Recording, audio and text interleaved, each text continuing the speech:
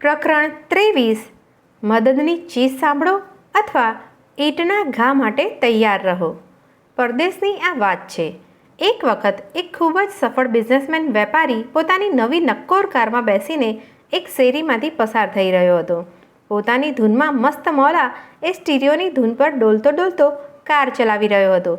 શેરીના છેડે પાર્ક થયેલી થોડીક મોટરોની વચ્ચેથી કોઈક છોકરાએ એના તરફ હાથ હલાવ્યો.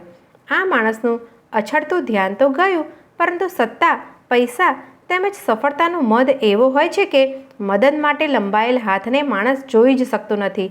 આ બિઝનેસમેન પણ જોયું ન જોયું કરીને આગળ વધી ગયો. ધડામ! એક ઈંટ એની તરફના દરવાજાના કાચ સાથે અથડાઈ. હવે એના પગ બ્રેક પર તરત જ ચોંટી ગયા. ઈંટનો ઘા નબળો હતો એટલે કાચના ટુકડા તો ન થયા, પરંતુ કરોડિયાના જાળા જેવો ગોબો જરૂર પડી ગયો. કાર પાછી લઈને એ બહાર કૂદ્યો. ત્યાં ઊભેલા એક નાનકડા છોકરાને એણે ગળચીથી પકડીને 2 ફેંટ ઝીકી દીધી. ડોબા, તારા એક ગાયે જો મારી નવી નક્કોર કારની કેવી દશા કરી નાખી. હવે આ નુકસાન કોણ તારો બાપ ભરશે? પેલા છોકરાની આંખમાંથી આંસુની ધારા વહી નીકળી. કરગડતા અવાજે એ બોલ્યો, મને માફ કરો સાહેબ, કેટલીય વારથી હું મદદ માટે હાથ હલાવું છું, પણ કોઈ ઊભું જ નથી રહેતું. મારો મોટો ભાઈ એની વ્હીલચેરમાંથી પડી ગયો છે. એના આખા શરીરે લકવો, પેરાલિસિસ છે, એટલે એ જાતે ઊભો થઈ શકતો નથી. એનું વજન એટલું બધું છે કે હું એને ઉઠાવી શકતો નથી. એનું મોં ધૂળમાં ઘૂસી ગયું છે.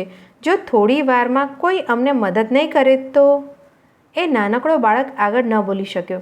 ધ્રુસકું નાખી ગયો. પેલા માણસના મગજમાં ફાટેલા જ્વાળામુખીમાંથી લાવાને બદલે દયાનું ઝરણું ફૂટી નીકળ્યું. એણે છોકરાનું ગળું છોડીને પૂછ્યું, તારો ભાઈ ક્યાં છે? ચાલ, મને બતાવ. પેલો છોકરો એને બાજુની કારની પાછળ લઈ ગયો. ત્યાં 15 વર્ષનો એક છોકરો પોતાની વ્હીલચેર સહિત આડો પડી ગયો હતો. એનું શરીર ખાસ્સું જાડું હતું. એનું મોં જમીન સરસું થઈ ગયેલું, જેના લીધે એને શ્વાસ લેવામાં પણ તકલીફ પડતી હતી.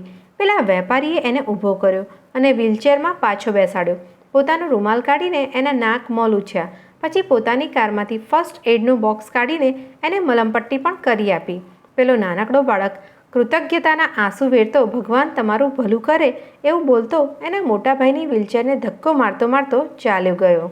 પેલા માણસે પછી એ કાર ક્યારેય ન વેચી. પોતાની તરફનો કાચ પણ રિપેર ન કરાવ્યો.